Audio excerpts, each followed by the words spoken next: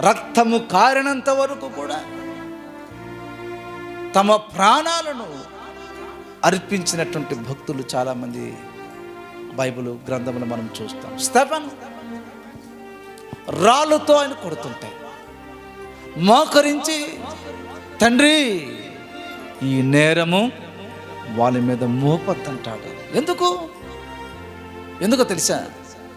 దేవుని కొరకు ఒక గమ్యాన్ని, ఒక గురి కలిగి బ్రతుకుతున్నాడు కాబట్టి తనకు మరణం తర్వాత తన స్థానం ఎక్కడో స్టెఫెనుకు తెలుసు.